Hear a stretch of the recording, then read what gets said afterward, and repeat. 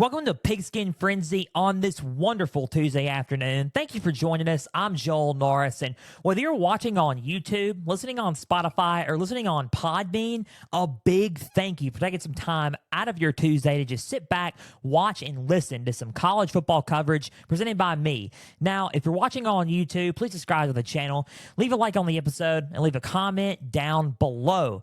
Spotify, if listening on there, share around with others and follow on there as well. If listening on Podbean, share around with others and follow on there as well. We have Twitter and we have Facebook. Twitter, it's at pigskin_frenzy, all lowercase. All you got to do is type that bad boy in on the search engine. You'll find it. Follow and like the page there. You'll get episode updates as well as news, highlights, and notifications from across college and NFL football. Facebook, same thing. All you got to do is type in Pigskin Frenzy. You'll follow and like the page there. Then you'll get episode updates as well as news, highlights, and notifications from across college and NFL football. You're probably wondering right now, Joel, you're talking about college football today, but you're wearing an Arizona Cardinals t-shirt. Well, for one, it's casual, day here today. I just wanted to keep it calm, keep it low, keep it casual, but it's a football shirt. I'm talking about football, so, listen, I'm not a fan of the Arizona Cardinals. I mean, I'm just a guy hosting a football show, but, I do love me some football attire. So, I guess go Cardinals, maybe. I don't know, but, listen, guys, and this is how I'm going to put it. The outfit chose me. I didn't choose the outfit. So let's move on. College football today.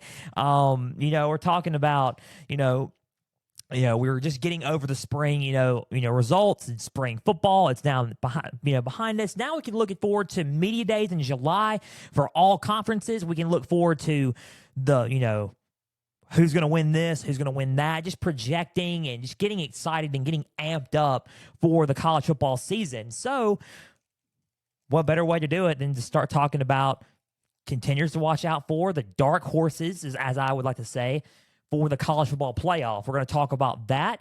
We're also going to be, talking a little bit about, the Big 12 and some updates, on the conference there.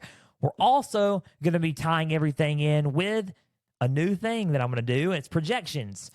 You're probably thinking, okay, you say you weren't going to start projections until, a little bit towards July. Yes, for games, but it's never too early to start projections for conference standings. So for the next few episodes, we're going to have a conference standing for each Power 5 conference. So we're going to get into it, and today we're going to kick it off with the Big 10.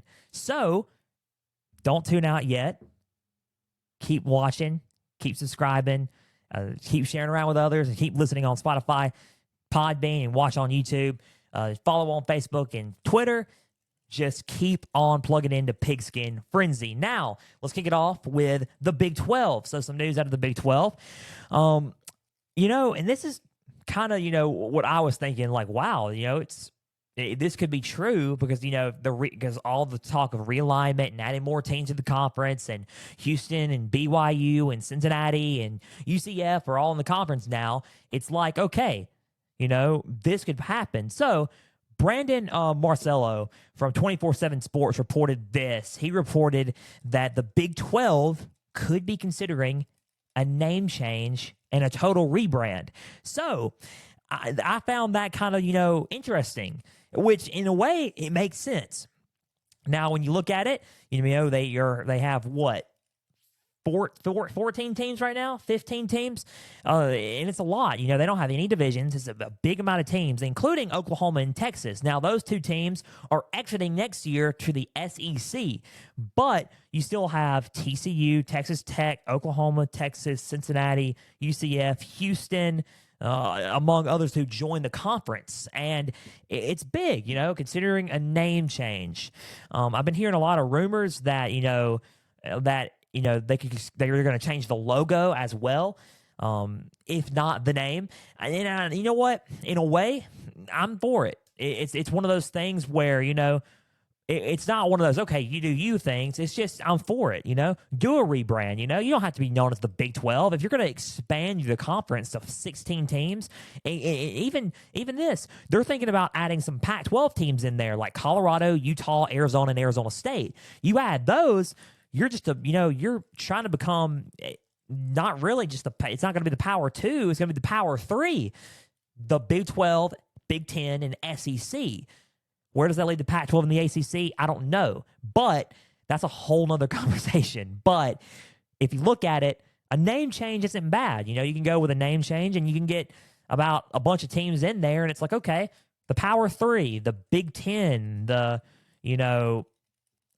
elite conference or whatever you call it, and then the SEC, I don't know. That's kind of a cringy name probably. But if you look at it, just you think about it and you're like, okay, that's not too bad.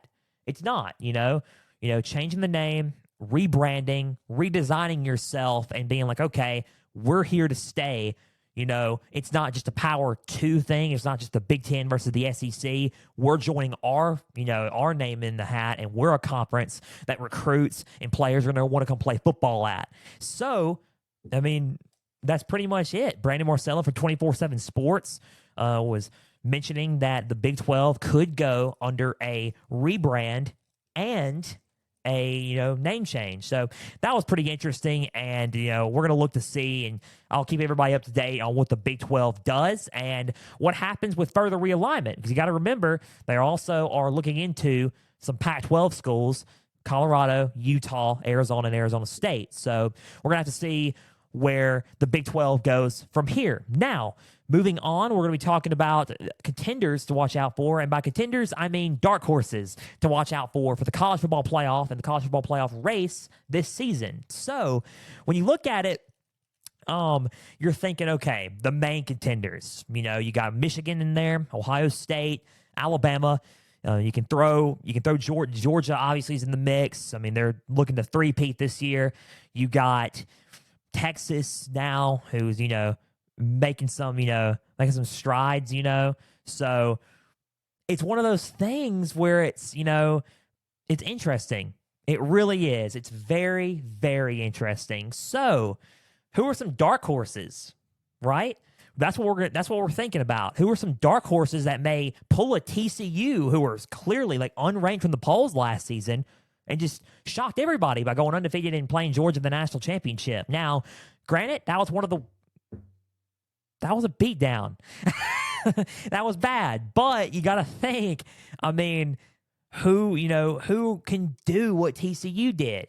Now, I'm going to name a few teams. I'm not going to name a whole lot because we got to move on and get to the Big Ten projection rankings and conference standing rankings. But I'm not going to go on too long with this, but I'm going to, talk about this for a little bit. Send a few teams out. I'll give you 3 or 4. Number 1, you may think I'm crazy for saying this. Watch out for Auburn. And out of the SEC, watch out for Auburn. Now, I'm not going to sit there and say it could be year 1 or it could be, I'm not saying any of that. They're probably going to drop a couple, but at the same time, they're going to be much improved from last season. You thought last season was okay. They won some games and they shocked some teams. They're going to win some games. They're going to win some games this year. I could see them potentially winning 8 or 9 games. I think Hugh Freeze and the addition of Hugh Freeze coming to Auburn is a huge thing. Seriously, it is a big, big thing. He won a lot of games at Ole Miss. Granted, he's made Liberty into a group of 5 contender. Literally, he knows what he's doing. He's a good coach, and he can recruit well. So as that continues and he continues to bring all that to Auburn, especially with the new facilities they got, that's a huge turning point. They upgraded their facilities, and it's brand new, very nice at Auburn, Alabama. Go on social media and look at it. It's nice. You look at that, and recruits are going to be like, okay, we want to go play for Hugh Freeze in Auburn. And I'm not talking about just, I'm talking about 5-star recruits. I'm talking about transfers. They're going to be like, all right, I want to go play at Auburn. There have been here, as of late, some transfers who are, okay, I'm going to Auburn. And I don't know. It's one of those things where you look at, and it's, Auburn could be a dark horse. I think Auburn, in my opinion, will be much improved. Would I say they're a for sure thing to the college football playoff? No. But they're one of those teams that, if they're ranked by November, Who knows? Who knows what happens? They got to get past a whole lot of teams before they get to November and Alabama and the Iron Bowl, but they got to get past LSU, Ole Miss, Arkansas. But you got to think Auburn's done this before. Auburn's done this with Gus Malzahn. They've done it with Gene Chizik. They've risen from the ashes and played football and turned themselves into a contender. So, dark horse, Auburn. That's one. Number two, Kansas State. I think Kansas State, in my honest thoughts, is Kansas State is a team to look out for.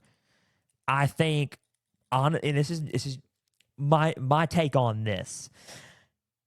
I think Howard, their quarterback.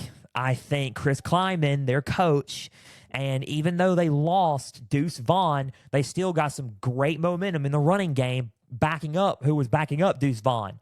I think a lot of their players are back now. I think Kansas State played a really, really good ball game against TCU and won the Big 12 title. I think they did good in the first quarter in the Sugar Bowl until Alabama came back to life as Alabama. But they were they're a really, really good football team. Just because they lost in the Sugar Bowl, don't hang your head on that. I wouldn't ignore the fact that they made the Sugar Bowl. They won the Big 12 last year. They beat the national championship runner-ups. They beat TCU. So, it's literally one of those things where they could, do it again. They could rise from the ashes, go win the Big 12, and then join the playoff if they're undefeated. Who knows? But Kansas State is a team I would watch out for as a dark horse. I really, really like their team this year. They looked really good in their spring game. I like Chris Kleiman as a coach. And there's an update on that. They're extending him, too. They're adding more years to his contract. He's getting more money. They are keeping him long-term, and it's a good fit. He's a good fit, and Colin Klein's a good offensive coordinator for Kansas State. Kansas State's just an overall just solid team. And in the Big 12, they can do some wonders. So I would say Auburn, Kansas State, those are my two right now. Number three, and then I'll give you two more. Number three, let's go with, in my honest opinion, let's go with Texas Tech. Now, hold up. You're thinking, Texas Tech? Why would you think Texas Tech? That's so weird. I'll tell you why. I think Texas Tech is one of those teams that could honestly shock a lot of people. They shocked a lot of teams last year, including Texas. They beat Ole Miss in the Texas Bowl. I think they have a wave of momentum going into this season, and they got some really, really solid players on their football team. I think their offense is good. I think their defense may need some work a little bit, but not too much. I think Texas Tech overall has a really, really good football team. I think Texas Tech is going to shock a lot of people this year, and I wouldn't be surprised if they're, in my estimate, a dark horse contender for the college football playoff. So that's number three. Number four, last but not least, you're going to think I'm crazy for this. I'm going to throw a group of five in there. Let's go with the Green Wave for Tulane. Willie Fritz and Tulane, man, did they have a good season last year. They went to the Cotton Bowl. They played USC, and they won. They won the Cotton Bowl. Think about that. They ended their season on a high note, won their conference, won the American Conference.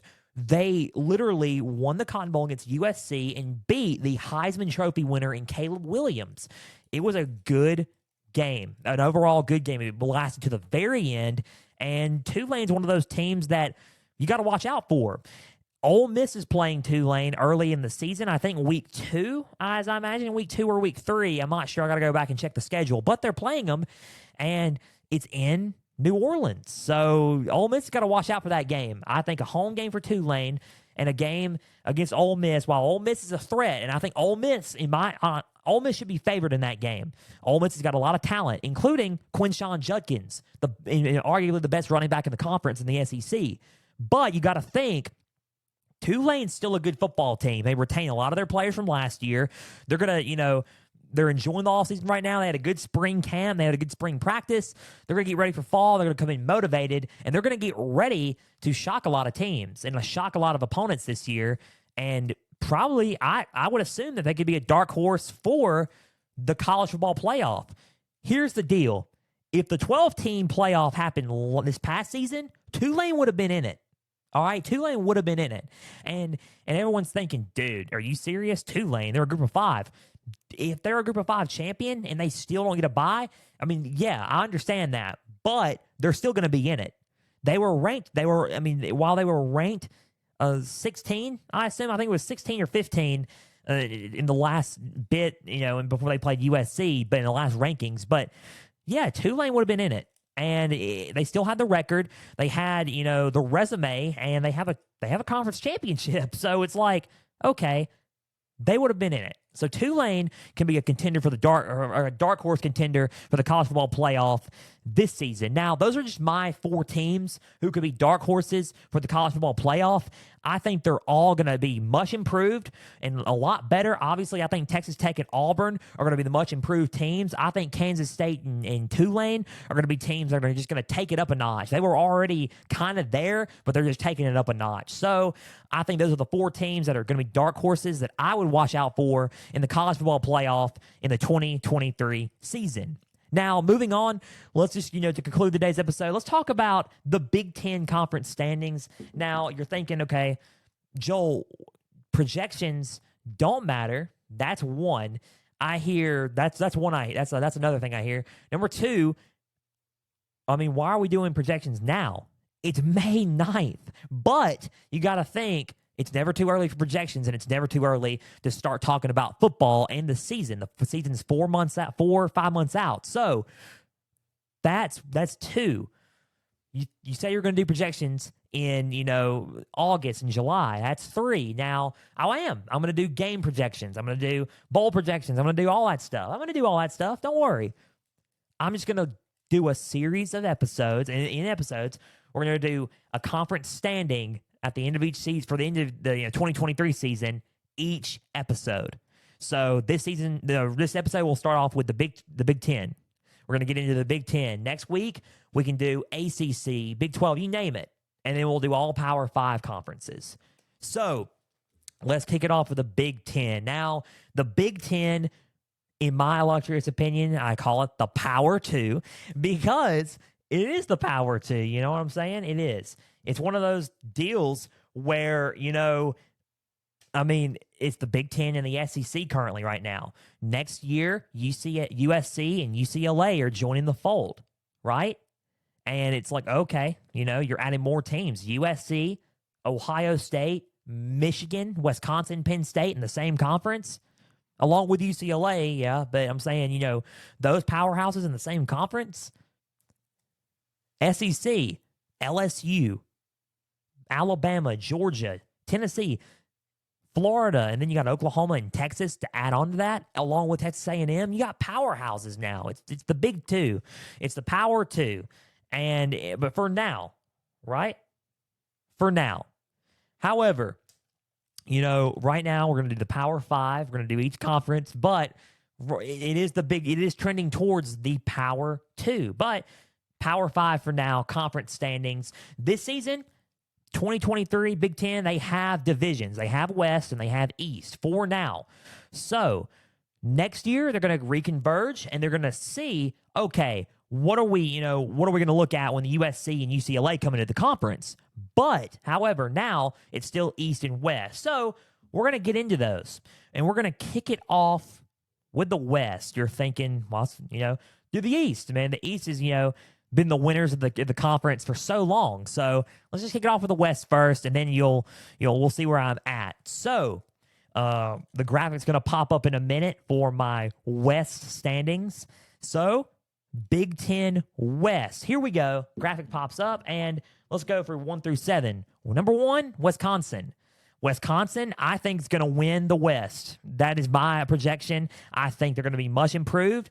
I think Luke Fickell's going to have them ready to play in the West, and I honestly think that Wisconsin's going to be a team to watch out for. If you want to add another dark horse contender for the college football playoff, I would add Wisconsin, man. Honestly, you see what y'all saw what Luke Fickell did in Cincinnati, right? In the 2021 college football playoff, 2022 going into the 2022 year, you saw what he did with Cincinnati. Did they lose to Alabama? They did lose to Alabama.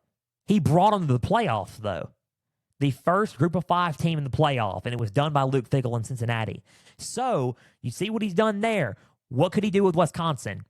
Just saying. He's already brought transfers. He's already going to bring recruits in. Just watch out for Wisconsin. My honest opinion, they could be a dark horse contender if you want to throw them in there too. But right now, I have them winning the West. I think it'll be much improved. They're number 1. Number 2, Illinois. I think Illinois had a good season. I just think they've lost a good bit. And I think that Illinois, a good spot for them this year because I thought they were tremendous last season. And they caught me by surprise. So Illinois, number 2, in my honest opinion, just because they're losing so much. Number 3, Purdue. Just because they lost to LSU that bad doesn't mean that they're not good. I think Ryan Waiters is going to be a really good coach. Honestly, think about it. He was the defensive coordinator for Illinois, and he did really, really good for them there. I think their defense is going to be much improved. I think overall as a team, their morale is going to be good. I think Ryan Waiters is a good coach in the making. He's a solid coach. He already knows how to game plan, and his execution is one of the best in the Big Ten. So I think Purdue's going to be number 3, and that's a good spot for them. Number 3. Number 4, Nebraska. I think Nebraska is one of those teams that are going to shock a lot of teams. They're going to, I wouldn't say they're going to upset them yet, but I say they're going to bring some games out of some teams. They're going to be ready to play. So and don't take my word for it. Look at them in Nebraska. Now, while the stands in the crowd, they're filling up the football stadium for volleyball, right? Don't underestimate what they're doing in Lincoln. Don't go up there and look and say, hey, they're not doing anything. They're doing something. They're on the move. It just takes time. It's a rebuild. You can't sit there and say, hey, we are going to, fire him if he can't win now. I get it. Nebraska used to be one of the gold standards of football back in the 80s and 90s. They were the team to go to. If there was a transfer portal, everybody back in the day, everybody's hopping that portal and going to Nebraska. Nebraska is one of the teams that you look at and it's like classic, tough, physical football. They played that back in the day, that brand of football. You think of guys like Ndamukong Suh, Rex Burkhead, and you think about that and you're like, Tom Osborne, you think about guys like that. And you're like, okay, man. I mean, you're right. Nebraska was, a tough team at one point. But now Matt Rule is trying to get them back to being that tough team. I don't think it's going to be, easy.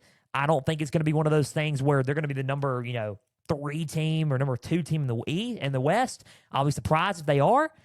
But I think number 4 is a good spot, and I think they're coming. I really do. I think they're going to be up there with Wisconsin in the West. So, or unless they get rid of the divisions, I mean, that's a whole different story. But right now, I think number 4 is a good spot for them. Number 5, Iowa. They need to show me something more on offense. I think offense was kind of their baggage, if you will. I would say that's their thing that they were struggling with. I think Iowa is going to be sitting at number 5. I honestly think Nebraska is going to bring a game to Iowa this season. That's just my take on it. Iowa, just a little bit, needs to work on their offense. So number 5 for Iowa, number 6 for Minnesota, and then number 7 for Northwestern. So that rounds up the West, and we're going to turn that graphic off. And then let's just, pop up the East graphic. Now, you're wondering, Joel Norris, you have Michigan at number 1. Let me tell you why. I think Michigan will win the East once again. I think Michigan will win the East. I think they're going to beat Ohio State again. You're thinking right now, are you insane? What's going to happen if they beat Ohio State? They're not going to beat them. They're not physically up for it. Yes, they are. They don't have the running backs for it. Yes, they do. They don't have the line or the defense. Yes, they do. And what was I saying? Oh, yes, they do. Right? They do have all those things to compete with Ohio State. In fact, Michigan has all those things to compete with everybody in college football right now. They have the 2 best running backs in college football. They have the best duo in college football at running back. Blake Corum, All-American, who could have been high in the draft this season. decides to come back and try to win a national championship with his team. Number one, Blake Corum. Then you got Donovan Edwards, who stepped in for Blake Corum after injury, and it was a stud. Solid running back, power runner. He's fast, just like Blake Corum. They're both a 1-2 punch tandem. So when you think about boxing, let's just go with boxing terms. Blake Corum is the jab. Then you got Donovan Edwards. He's the straight. The jab-straight combo between Blake Corum and Donovan Edwards. Good running back. And they also got J.J. McCarthy. So they got a line. They got J.J. McCarthy at quarterback he's got confidence, he's got poise, and he makes some accurate decisions. So Michigan at 1, Ohio State at 2. Ohio State's going to be a solid team. I think they will go undefeated until they play Michigan. I think Ohio State, and this is just me, Michigan is one of those teams where I think the more experience right now is favored towards them, and I think Ohio State lost a tad bit more than Michigan did. So that's why I'm favoring Michigan over Ohio State right now. I think I have to watch the eye test. My projections, just hear me out, will change. You know, they most likely will change. I will change my opinion. I gotta see them play. But if we're talking about the way early predictions, I got Michigan at 1, and I got Ohio State at 2. Ohio State's got Kyle McCord, Devin Brown, whoever starts. They got Emuka Ibuka, Ohio State wide receiver. He's just as good as Marvin Harrison. He doesn't get a lot of credit. Ibuka doesn't get a lot of credit. Marvin Harrison is one of probably the best wide receiver in college football. Then you got a good defense, and Ohio State's looking good. They got Mayan Williams back at running back. He's good. They're good. They're all good. Ohio State's a great football team. They're going to be a top 5 team this season, along with Michigan. I just think Michigan's experience right now is more, has more experience than Ohio State right now, and I think they lost a little bit more than Michigan did. So I have Michigan at 1. Ohio State at 2. Penn State at 3. Sean Clifford's gone. Drew Allard steps in for them. I think Penn State is going to be a solid team. I think they're going to have 2 losses to guess who? Michigan and Ohio State. I think whoever plays Penn State's going to beat everybody on their schedule besides Michigan and Ohio State. That's their thing right now. If this was a 12-team playoff, they get in. Right now, it's not. So I don't think, I would say a New Year's Six bowl, maybe. But Ohio State and Michigan 1, Michigan, Ohio State 2, Penn State 3. Drew Allard's going to be a phenomenal quarterback. I cannot wait to watch them play. They may shock us. Let's see. Like I said, my projections change, but I got Penn State at 3, Michigan State at 4. We have Maryland at 5, Indiana at 6, and then Rutgers at 7. So in the Big Ten championship game, who do we have? Michigan versus Wisconsin. Who do I have winning that one?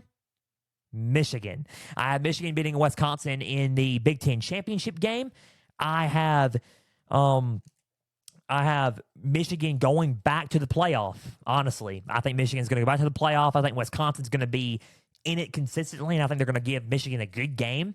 I just think right now they need to keep building and keep building. Michigan's already ready.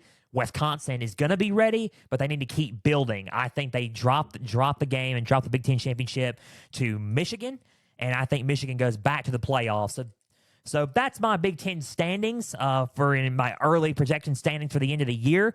Again, Michigan winning the East, Wisconsin winning the West, Michigan beating Wisconsin in the Big Ten championship game. That's my way too early Big Ten conference standings, and we are out of time. So a big thank you for taking some time out of your Tuesday to just sit back and watch and listen to some college football coverage, by me, presented by me. So I'm so excited, man. I can't even talk hardly. But if you're watching on YouTube, please subscribe to the channel, leave a like on the episode, and leave a comment down below. Podbean, if you're listening on there, share around with others and follow on there as well. Spotify, if you're listening on there, share around with others and follow on there as well. Facebook and Twitter, we have those both. Twitter, at Pigskin_Frenzy, all lowercase. All I got to do is type that bad boy in on the search engine. You'll find it. You'll follow and like the page there. You'll get episode updates as well as news, highlights, and notifications from across college and NFL football. Facebook, same thing. All you got to do is type in Pigskin Frenzy. You'll follow and like the page there. You'll get episode updates as well as news, highlights, and notifications from across college and NFL football. So, big thank you again for taking some time out of your Tuesday, college football day. Thursday, another edition of Pigskin Frenzy. We're going to be talking about, the supposedly the NFL schedule release. I've been hearing rumors that it might be delayed. It might be official. Right now, it's looking like it's on Thursday, May 11th, at 8 Eastern, 5 Pacific, the schedule being released. So we're going to be talking about that before it happens. We're going to be talking about, a lot of stuff going around the league across, the National Football League, NFC, AFC, you name it. So NFL edition of Pigskin Frenzy Thursday. I'm Joel Norris signing off, and we will see you guys Thursday for another edition of Pigskin Frenzy.